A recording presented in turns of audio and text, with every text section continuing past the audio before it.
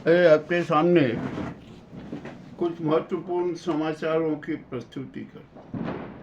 समाचार देश विदेश के एक साथ प्रस्तुत कर। खाड़ी युद्ध का आज 9वां दिन है, मगर युद्ध थमने के कोई आसार नजर नहीं आ रहे हैं। अभी अभी समाचार आया कि यूएई ने भी अब ईरान पर हमला कर दिया है और जो उसकी जो पानी की आपूर्ति थी ना, उस प्लांट पर हमला कर दिया। यानी अब ईरान को पानी का भी संकट आ सकता आएगा ही। मगर ईरान भी चुप नहीं बैठा। अमेरिका के बम वर्षा में 15 लोगों की मौत हुई। ईरान ने 8 घंटे में उसका बदला ले लिया और अमेरिका के 25 सैनिकों को सजा दे दी, मौत की सजा दी। तो क्या किया जाए? मामला बड़ा तो विचित्र हो रहा, और यहाँ तो नरसंहार हो ही रहा है।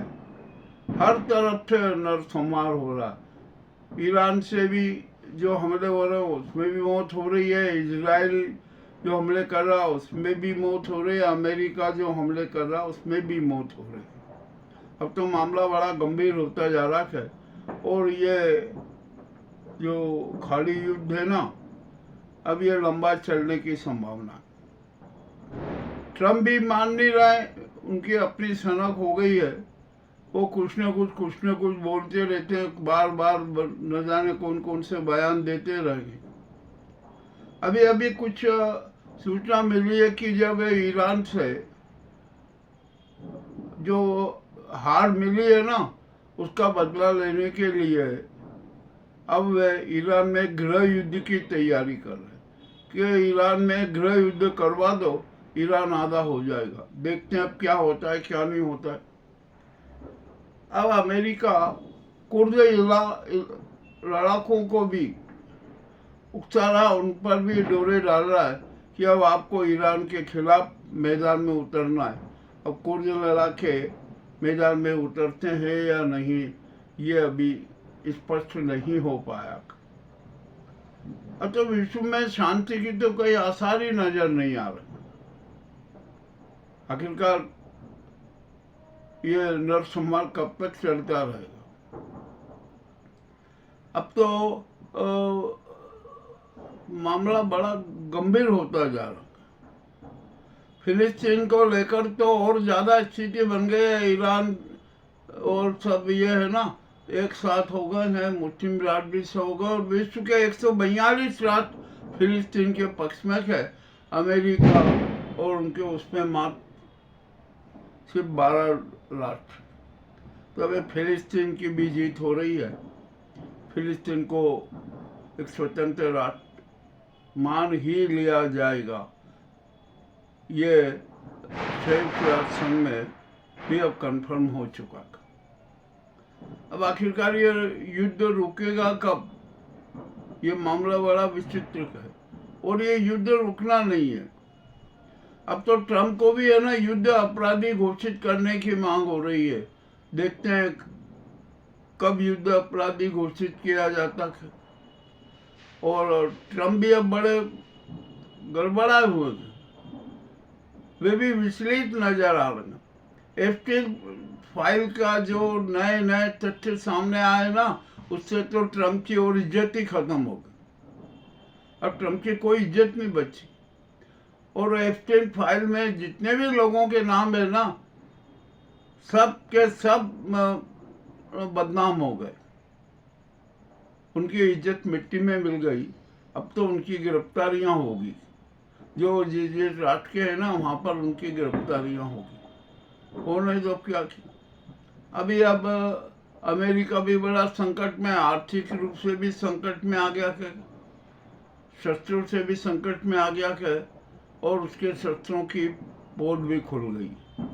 अब क्या किया जाए जो है। तो वहाँ पर अभी मध्यावधि 2 वर्षीय मध्यावधि चुनाव होगा, उसमें तो ट्रम्प की हालत बहुत ही खराब है, हार जाएगी।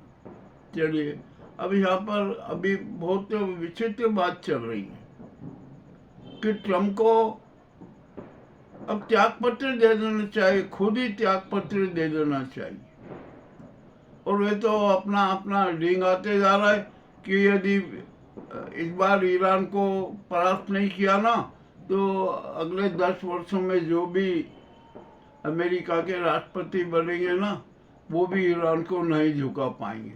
यानी इसीलिए वो कर, अब नेतन्याहू की भी हालत खराब हो रही, वो तो बिल्कुल बेचैन हो गए।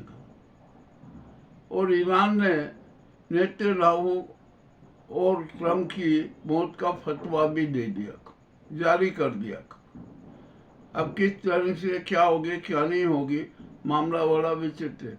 ईरान का अपना खुफिया तंत्र भी अब बहुत सक्रिय हो चुका है और वो भी सटीक सटीक जानकारियां सबके सामने प्रस्तुत कर रहा है। देखते हैं क्या होगा। ये तो जो प्रमुख घटनाएं थी ना विश्व की, ये आपके सामने हमने प्रस्तुत की। अब आइए हम भारत में आ जाते हैं।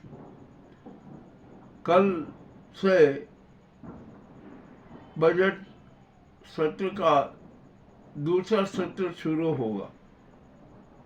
संसद में बहुत हंगामे होंगे, अनेक मुद्दे आ गए। और सबसे पहले तो ओम बिरला के खिलाफ अविश्वास प्रस्ताव आया है ना, उस पर भी हंगामे होंगे।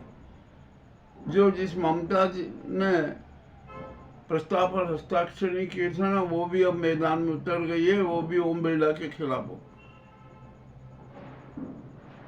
अमित शाह को भी अब ये समझ में आ गया कि अब नहीं, अब तो ये ओम बिरला हटेंगे ही। तो उन्होंने नायडू को फोन किया कि आप अध्यक्ष पद के लिए हमें सपोर्ट करो, किंतु नायडू ने भी हाथ ऊंचे कर दिए और नीतीश ने भी हाथ ऊंचे कर दिए। अब ठीक है, जो ये हो जाएगा, क्या किया जाए। आखिरकार हो क्या रहा इस देश में? सब प्रजातंत्र के दुश्मन क्यों बने हुए हैं? चलिए ठीक है, जो हो रहा है। अभी शंकराचार्य को बदनाम करने वाले आशुतोष ब्रह्मचारी पर रीवा एक्सप्रेस में हमला हो गया। उनकी नाक काटने का प्रयास किया, कर दे, वो तो है ना, मामला बड़ा विचित्र। उन्होंने ट्रेन के बाथरूम में जाकर बचाया और बाद में पुलिस में गए, रिपोर्ट दर्ज करवाई, बयान भी दिया। और उन्होंने कहा कि नहीं, जो ये हमला हुआ है ना, ये शंकराचार्य के द्वारा ही करवाया गया। अब फिर झूठ बोल रहे, अरे झूठ बोलना बंद करो और आप अपने अपराध स्वीकार लो, आप अपना चरित्र बता दो, सबसे माफी मांग लो। मगर नहीं, वो ऐसा नहीं करेंगे। अब मामला हो गया ना, ठीक है। अब तो शंकराचार्य अभी मुक्तेश्वरानंद का शंखनाद 11 को लखनऊ में होना, और उन्होंने अपनी यात्रा पूरी कर दी है। वे आज रायबरेली में पहुंचे। वहाँ पर उन्होंने धर्म सभाओं को संसद किया, लोगों की भारी भीड़ उनके समर्थन में जुटी हुई।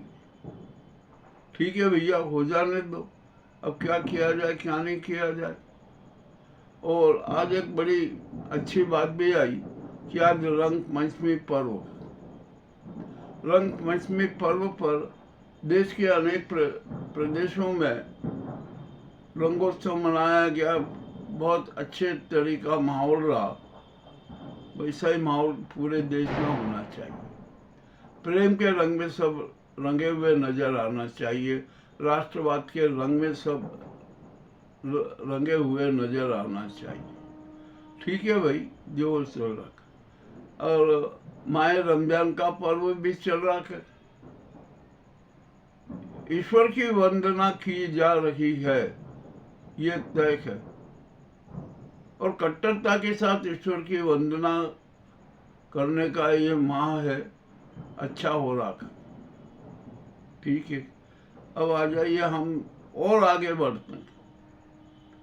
अब तो मोदी जी की भी फजीयत होने का, संसद में एप्रिल फाइल को लेकर भी बड़ा हंगामा होगा, बचना बहुत मुश्किल है। क्या किया जाए, मगर ये यहाँ तो कुछ समझ में ही नहीं आ रहा कि क्या हो रहा। अब बिहार में भी राजनीतिक नाटक तो शुरू हो ही चुका है। वहाँ पर भाजपा अपना सीएम बनाना चाहती है, सम्राट चौधरी के नाम पर फाइनल भी कर दिया, शायद ऐसी सूचना आई है। परंतु निशांत ने एक बड़ा खेला कर दिया, वे जेडीयू को जेडीयू के चीफ भी बन गए। तो उन्होंने कहा कि नहीं, सीएम के बारे में हम अपना अलग निर्णय लेंगे, जेडीयू का अलग निर्णय होगा। अब तेजस्वी और कांग्रेस, एआईएम और जेडीयू मिलकर बिहार में फिर एक नया इतिहास बना सकते हैं। वे बिहार में लोकप्रिय सरकार का गठन भी कर सकते हैं। करना चाहिए उनको, किसी भी हालत में करना चाहिए। मतलब केंद्र में नीतीश कुमार और नायडू एनडीए से दूर हो चुके हैं, वे किसी भी हालत में मोदी सरकार को समर्थन नहीं देंगे, और समर्थन वापस लेंगे, उसके पक्ष में वोट भी नहीं देंगे। देखने क्या होता क्या।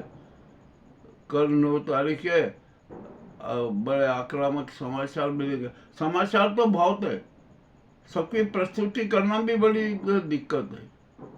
क्या किया जाए। अब मामला और भी विचित्र हो रहा है। मध्य प्रदेश में भी राजनीतिक उथल पुथल होने की संभावना। राजस्थान में भी यही हालत चल रही है कि राजस्थान में भी सत्ता परिवर्तन हो सकता है। अब क्या किया जाए। मोदी जी की डिग्री पर भी अब बड़ा निर्णय हो सकता और हो जाना चाहिए। अरे यदि डिग्री सही है तो बता दो, क्या दिक्कत है। और आप पहले तो बता ही चुके हो, और वो डिग्री फर्जी है, फर्जी निकली। मामला तो बड़ा विचित्र है। और आप सत्य क्यों नहीं स्वीकारते। सत्य स्वीकारना चाहिए ना। और मोदी जी है ना, अमेरिका के खिलाफ कभी नहीं जा सकते, वो उसके हितों की रक्षा करेंगे ही। अब ईरान से भी हम बेफिजूल में टकरा रहे, दुश्मनी मोल ले रहे, हमें क्या मतलब ही नहीं होना चाहिए। और जो खादी युद्ध का असर हमारे देश पर भी पड़ रहा है। सरकार ने सिलेंडर में 60 रुपये महंगा कर दिया, 60-65 रुपये। और अब तो गैस सिलेंडर के लिए भी नई नियम बना दिए। अरे आप हर एक जगह नए नए नियम बना रहे हो, नए नियम बना रहे हो, कुछ तो सुधार करो ना।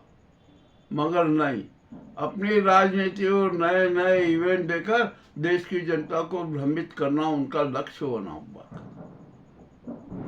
ये भी बड़ी विचित्र स्थिति है। अब क्या किया जाए। देश संकट में है। और कल हमने अपने एपिसोड में बताया था, हमें भी सूचना मिली थी कि स्वामी जगन्नाथ मंदिर के ध्वज में आग लग गई और वहाँ पर बाज और चील में वो सब बैठने लगे। तो ये भी एक है ना अशुभ संकेत है भारत के लिए।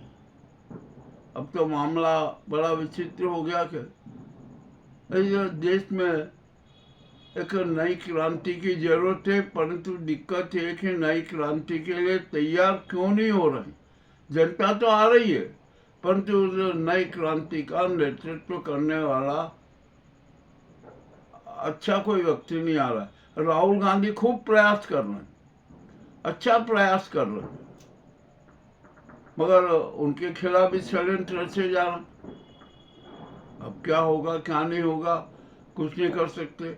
चाहे जो घिनौनी हरकतें ये नाजी सरकार की ओर से की जाती है, भाजपा की ओर से की जाती है। अब ये जब ईरान के सामने इजराइल और अमेरिका पस्त होते नजर आ रहा है ना, तो यहाँ पर भाजपा और संघ में मातम पसरा हुआ है।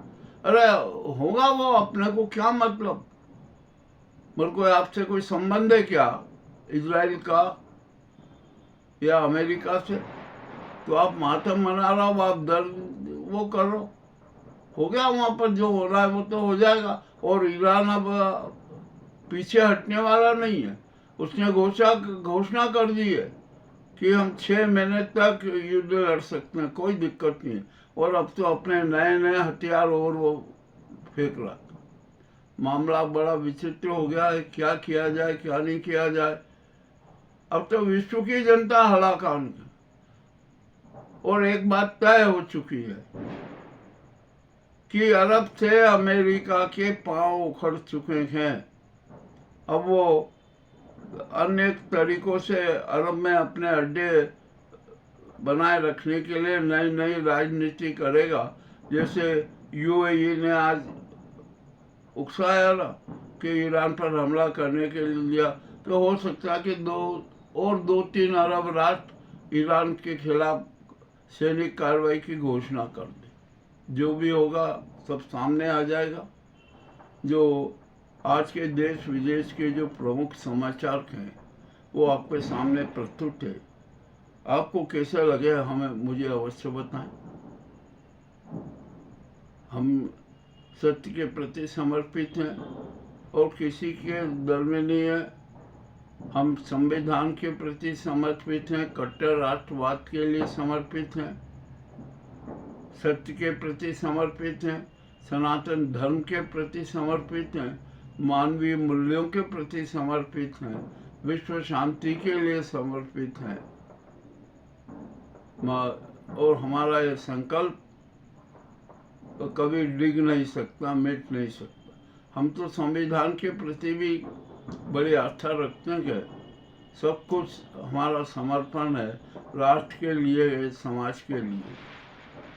अब तो हम इंसानों को भी थोड़ा, भारतीयों को भी थोड़ा आत्मचिंतन करना होगा। और अब हर भारतीय को ये अंधविश्वास, ये दिखावे का धर्म दान, ये धार्मिक नाटकों से दूर रहना पड़ेगा।